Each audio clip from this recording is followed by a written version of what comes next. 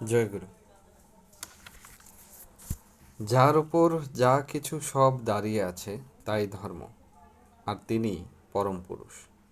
ধর্ম কখনো বহু হয় না, ধর্ম একই, আর তার কোনো প্রকার নেই।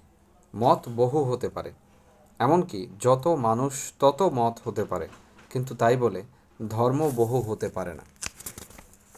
হিন্দু ধর্ম, মুসলমান ধর্ম, খ্রিস্টান ধর্ম, বৌদ্ধ ধর্ম ইত্যাদি কথা আমার মতে ভুল, বরং ও সবগুলি মত। কোনো মতের সঙ্গে কোনো মতের প্রকৃতপক্ষে কোনো বিরোধ নেই।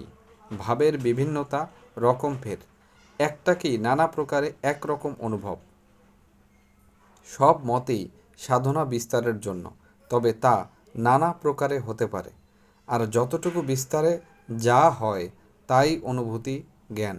তাই ধর্ম অনুভূতির উপর। জয়গুরু।